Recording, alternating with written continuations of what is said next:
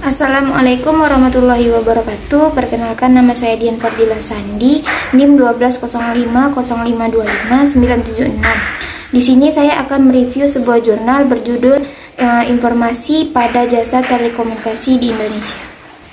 Pertama yaitu pendahuluan. Kekayaan intelektual adalah suatu sistem yang sangat erat kaitannya dengan hukum benda, dikarenakan merupakan suatu hak eksklusif yang dapat diciptakan atas kreativitas manusia. Hasil kreativitas tersebut merupakan suatu benda yang tidak berwujud yang bernilai tinggi secara ekonomi.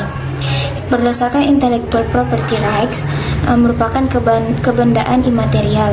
Pada pasal 499 KUHP Perdata menyebutkan bahwa benda yang dapat diklasifikasikan ke dalam berbagai kategori termasuk benda berwujud dan tidak berwujud. Dapat dikatakan bahwa proses berpikir yang dapat menghasilkan suatu karya harus mendapatkan perlindungan hukum karena sifat eksklusif yang terkandung dalam karya manusia merupakan suatu hak.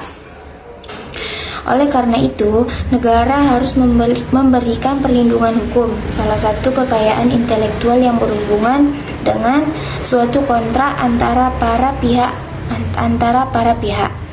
Berdasarkan pengertian di atas, pelanggaran rahasia dagang terjadi apabila seseorang memperoleh atau menguasai rahasia dagang tersebut dengan cara yang bertentangan dengan undang-undang. Hal ini diatur dalam pasal 14 Undang-Undang Nomor 30 Tahun 2000 tentang rahasia dagang. Hal ini diatur dalam pasal 14 Undang-Undang Nomor 30 Tahun 2000 tentang rahasia dagang. Selain itu, ada yang tidak dianggap pelanggaran rahasia dagang yang diatur dalam pasal 15 Undang-Undang Nomor 30 Tahun 2000 tentang rahasia dagang.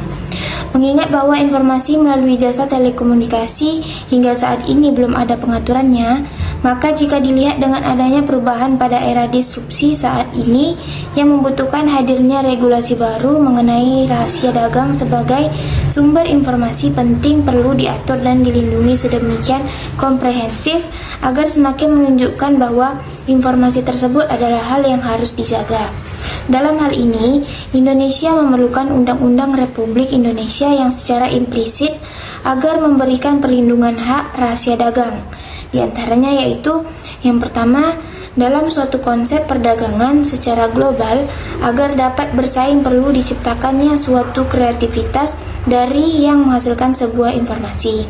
Yang kedua, berdasarkan Undang-Undang Nomor 7 Tahun 1994 menjelaskan tujuan diundangkannya regulasi tentang rahasia dagang yaitu 1. Meningkatkan industri di Indonesia. Yang kedua, mengembangkan invensi-invensi baru untuk meningkatkan industri. Yang ketiga, memberikan perlindungan hukum atas suatu invensi. Yang keempat, memberikan perlindungan hukum atas suatu invensi yang tidak melanggar atas hak pada rahasia dagang tersebut. Poin kedua yaitu pembahasan. Hukum positif pada pengaturan rahasia dagang. Indonesia belum memiliki pengaturan secara khusus mengenai informasi pada jasa telekomunikasi. Saat ini yang menjadi hal yang sangat berkaitan dengan rahasia dagang adalah sebuah informasi yang aksesnya terbatas hanya pada pemiliknya sehingga dianggap bersifat rahasia. Dalam kaitannya dengan industri jasa telekomunikasi di Indonesia, telah diatur ketentuan terkait perlindungan yang menyangkut data pada Undang-Undang ITE, Undang-Undang Telekomunikasi, dan PP Nomor 71 Tahun 2019 tentang penyelenggaraan sistem dan transaksi. Sumber hukum positif dapat diartikan sebagai bahan yang digunakan sebagai dasar oleh pengadilan dalam memutuskan perkara. Menurut Sudikno, kata sumber hukum sering digunakan dalam beberapa arti. Sebagai asas hukum, sebagai sesuatu yang merupakan permulaannya hukum, misalnya kehendak Tuhan, akal manusia, jiwa dan bangsa, dan sebagainya, serta sumber berlakunya, yang memberikan kekuatan berlaku secara formal kepada peraturan hukum, penguasa, dan masyarakat.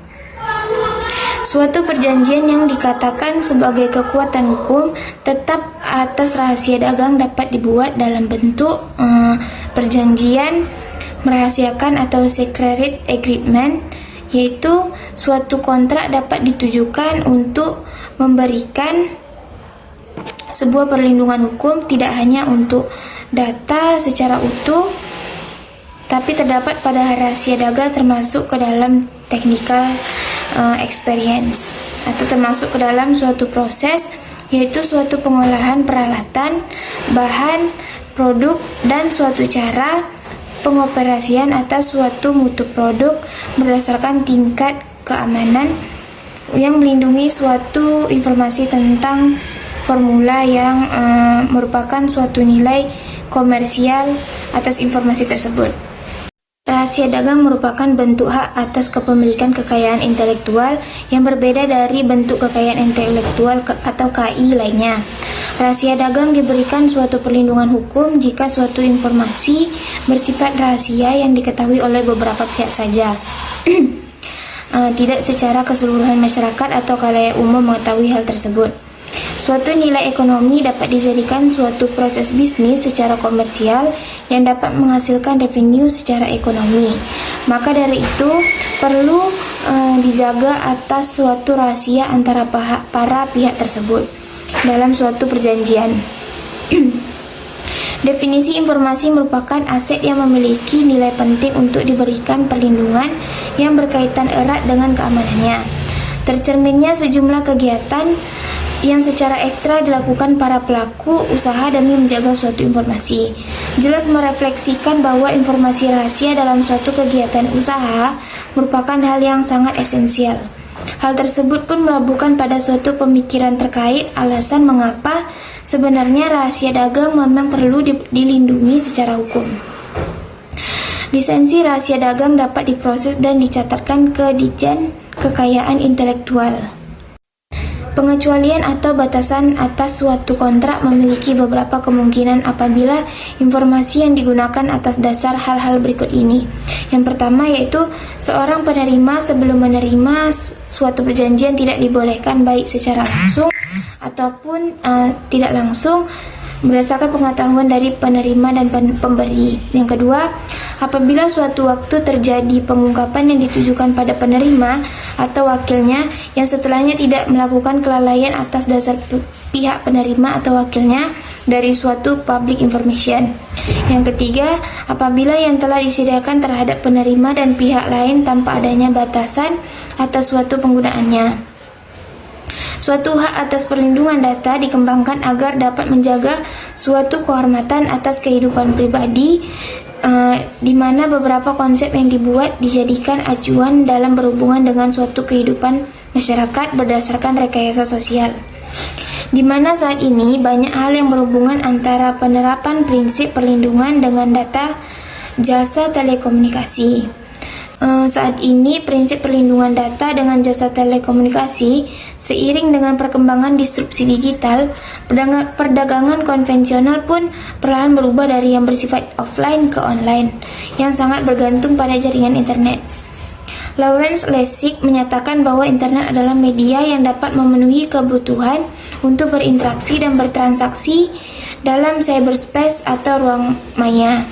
Perlindungan data privasi dalam Undang-Undang ITE diakomodir hanya dalam satu pasal saja, yaitu pasal 26 yang berbunyi, yang pertama, kecuali ditentukan lain oleh Peraturan Perundang-undangan Republik Indonesia, penggunaan setiap informasi melalui media elektronik yang menyangkut data pribadi seseorang harus dilakukan atas persetujuan orang yang bersangkutan. Yang kedua, setiap orang yang dilanggar haknya sebagaimana dimaksud pada ayat 1 tadi dapat mengajukan gugatan atas kerugian yang ditimbulkan berdasarkan Undang-Undang Republik Indonesia ini. Yang ketiga, setiap penyelenggara sistem ekonomi wajib menghapus informasi elektronik atau dokumen elektronik yang tidak relevan yang berada di bawah kendalinya atas permintaan orang yang bersangkutan. Yang keempat, setiap penyelenggara sistem elektronik wajib menyediakan mekanisme penghapusan informasi, data atau dokumen elektronik. Yang kelima, ketentuan mengenai tata cara penghapusan informasi elektronik tersebut. Dan yang ketiga yaitu penutup. Berdasarkan kepada pengaturan hukum positif tentang rahasia dagang yang disalahgunakan oleh pihak lain, salah satu halnya adalah daftar pelanggan, proses penelitian, resep makanan, suatu ide atau konsep, serta sistem keuangan untuk menghasilkan atau mengubah hasil karya atas suatu produk yang dibuat berdasarkan bahan kimia atau mesin. Hukum kekayaan intelektual memberikan perlindungan atas suatu informasi atau konsep dalam wujud nyata sehingga suatu informasi tidak memiliki keharusan dalam suatu bentuk yang telah diuraikan dalam tulisan agar dapat dikatakan sebuah rahasia.